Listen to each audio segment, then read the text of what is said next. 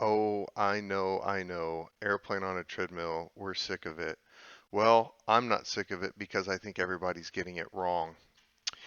Well, everybody can't be getting it wrong because not everybody's on the same page, right? But, I was a big fan of Mythbusters, and they did this one. And as a pilot, of course, anything they did with airplanes, I was all about watching. And uh,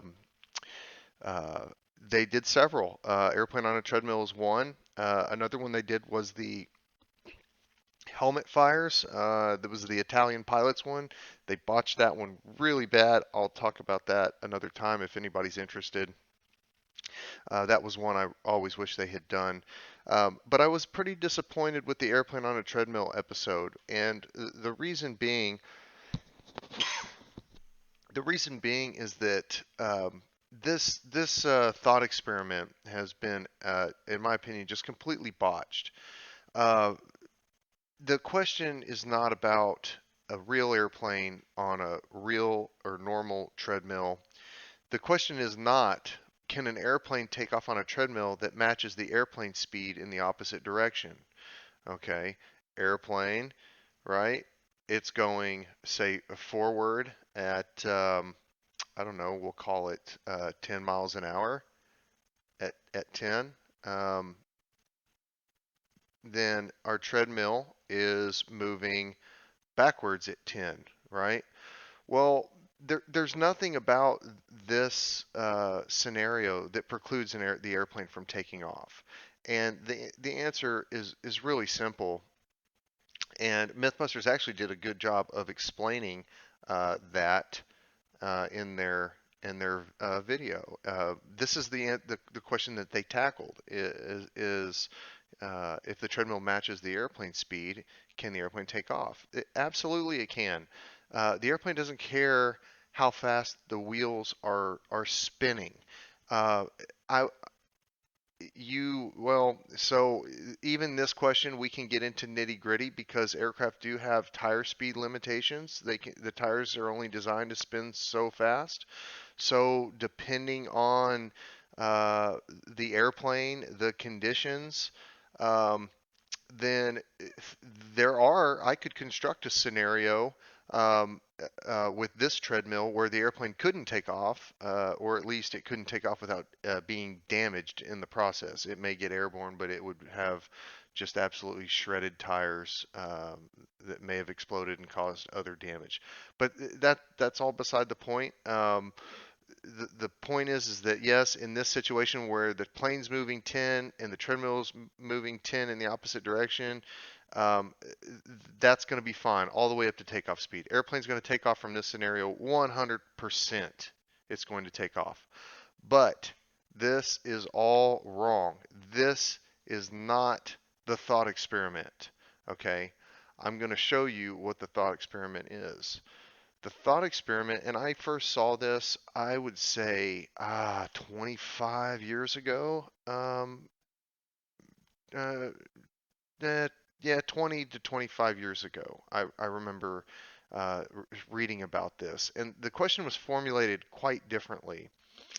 And I'm going to explain one, how the question is formulated, and two, what I think would happen. I don't know.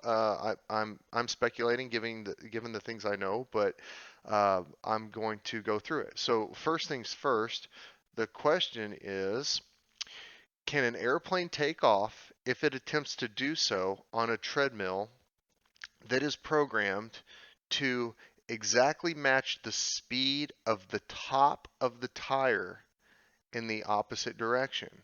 Okay, so let's think about that for a second. So the top of the tire, we're gonna go from left to right here. The speed of the top of the tire, the treadmill is programmed to move in the opposite direction.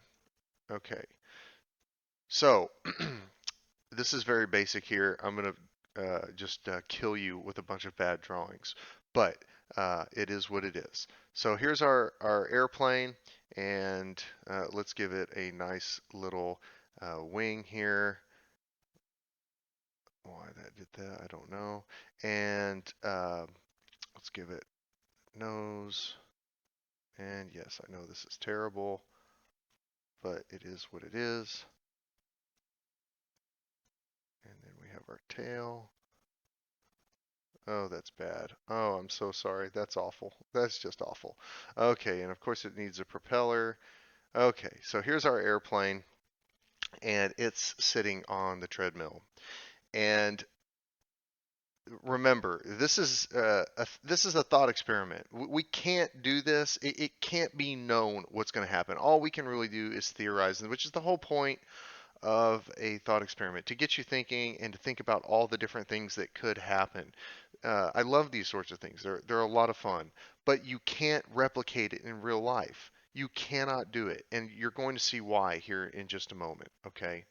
So we've got this treadmill, and it's got a little computer that's going to control it, and we've got going to have a little speed sensor of some sort on the top of this tire. Okay, so here's what's going to happen. Um, I'm going to have to use a larger unit here. The reality is the number I'm about to give you would probably be infinitesimally small, but because I don't want to write out a zillion zeros, we're just going to say point. We're going to use. Let's just use 1 mile an hour. Okay, let's say we're going to start at 1 mile an hour, just because we got to start somewhere. But just keep in mind that this would start probably happening at point 0.0000, almost infinitesimally. An infinitesimally small unit of speed. Okay. Now, we're going to start at 1 mile an hour. So the airplane is going to rev up the engine and start moving air backwards, and it's going to attempt to move forward. And the second, let's say we're going to start at 1 mile. That airplane's moving forward at 1 mile an hour.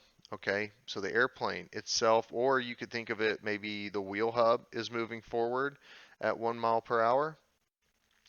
So what I want you to think about here is the airplane is moving forward at 1 mile an hour. How fast is the bottom of the tire moving? It is not moving at all. It's on the ground, right? Well, the top of the tire, however, is going to be moving faster than even the hub. Because remember, the hub is moving forward at 1 mile per hour, and this is moving, um basically going to be moving 2 miles an hour. So the top of the tire is going to be moving 2 miles per hour. Okay. So let's do top, the top. Um, this is going to be iteration one. Okay. So the top of the tire, um, let's call TP, all right? And then this will be the treadmill, TM, okay? So the top of the tire is going to be moving at 2 miles per hour, okay? Which means the treadmill is going to move 2 miles per hour, okay? Because remember, the question is the treadmill is going to match the top of the tire in the opposite direction. So the second that the top of that tire starts to move, the treadmill is going to match it. So the top of the tire moves forward at 2 miles an hour. The treadmill is going to accelerate to 2 miles per hour.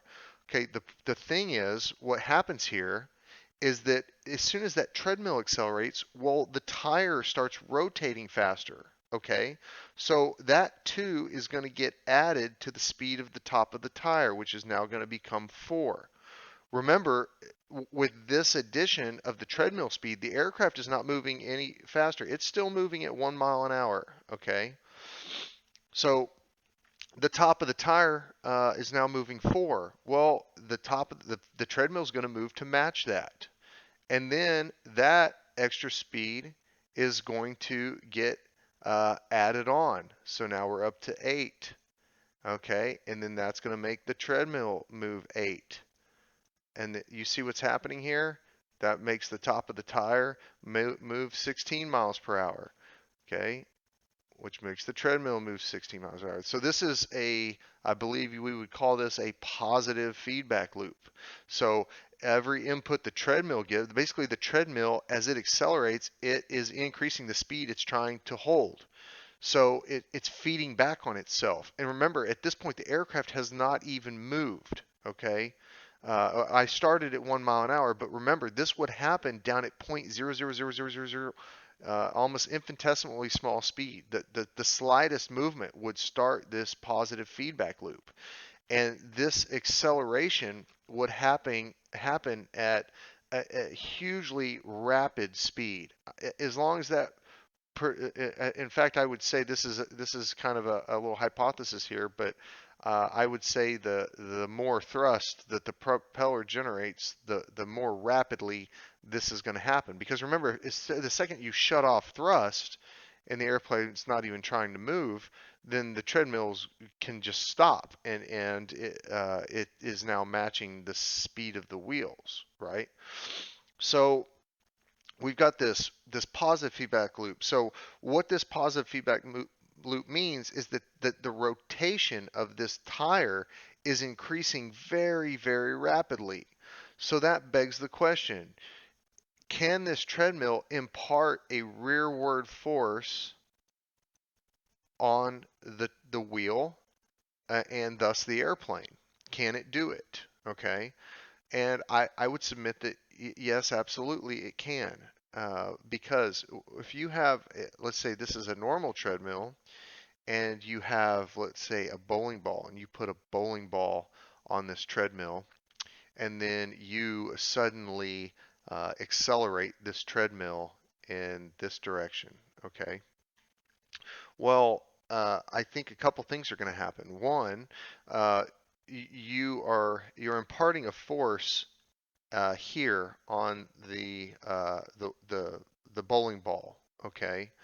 Now we all know, just I think from just common understanding, if we set a bowling ball on this flat treadmill and we turn the treadmill on, that bowling ball might roll a bit, but it's also going to move rearward, and it almost has to. I mean, it does have to.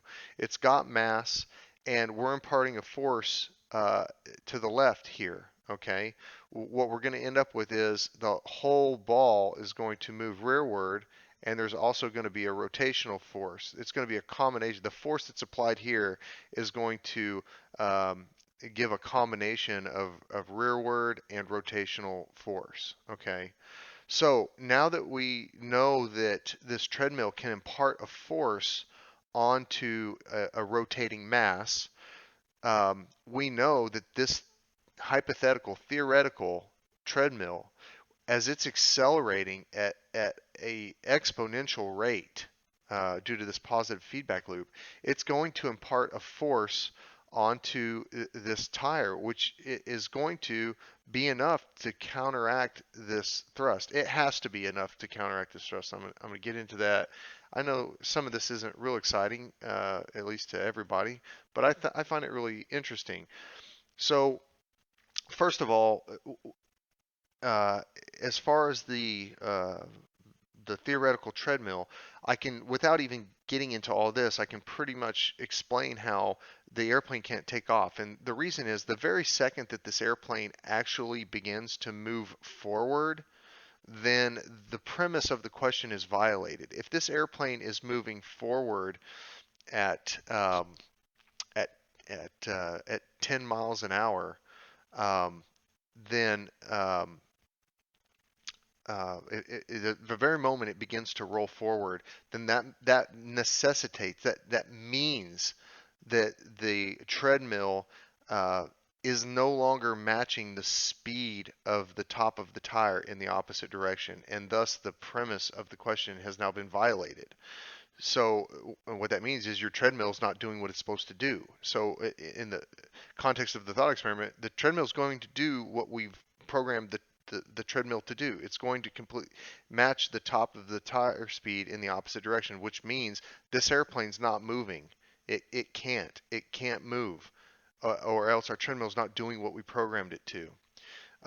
But that all being said, the reason the airplane's not going to move in this situation is because this treadmill is going to accelerate as hard and as fast as it needs to impart an equal amount of force rearwards into this airplane as the propeller is trying to propel it forward. It's going to match the thrust of the propeller Um, Actually, I should draw it like this. It's forward thrust of the propeller. I drew it like that because that's how the air would flow, right? So forward thrust from the propeller, this treadmill is going to counteract that. So these two are going to be equal, and that airplane is not going to roll. Now, going a little deeper down this rabbit hole, just for giggles, remember this is a theoretical airplane. If you were to put a real airplane on this theoretical treadmill, you'd be back to the situation I described earlier, where you would still get the positive feedback loop, but the problem is these tires are just going to sling apart like almost instantly. Um, that's just the nature of parts. We can't build a wheel that can withstand millions of miles an hour of speed. Centrifugal force just would throw the tires apart. So in this experiment, it's again a theoretical airplane. We're assuming the tires aren't going to blow or shred apart or the bearings melt or anything like that. But if you put a real airplane on there, it'd be chaos as it blew these tires up, and then who knows what happens after that. The theoretical airplane. Here's what I think would happen if you actually could set this up. I think what would happen is the very moment you applied uh, um, any thrust, when you applied thrust to the air using the propeller, you would trip and begin this positive feedback loop. And what would happen is these wheels would, in a near instant, maybe not an instant, but very, very, very, very rapidly. We're talking moments here, not minutes, more in the order of seconds, maybe less than 30 seconds. These things would accelerate. The treadmill would accelerate. The tires would just continuously accelerate at a crazy fast rate, all the way up until they were moving at the speed of light. Their mass becomes infinite. The airplane's not moving. That's what I think would happen. Anyway, I would like to know what you think would happen in the actual thought experiment. I don't think the airplane's moving. I think the second it moves, it violates the question. The treadmill's not doing what the question states it's going to do, and I think that the treadmill is going to be able to impart enough force onto the tires. I probably should have drawn this airplane as a tricycle gear because uh, the other thing that could potentially happen here in this scenario is, since I drew it as a tail dragger, it could impart enough force on the tires to actually tip the nose down and cause the airplane to sort of crash on the little treadmill. That's the other thing I could see happening. But if we had say a tricycle gear airplane that had a nose wheel and two mains, well, now we've got more tires that have to be accelerated, so the treadmill is going to have an even easier time of imparting that force, and then the airplane can't tip down in that scenario. So anyway, that's my take on the aircraft on a treadmill. Hope you had fun.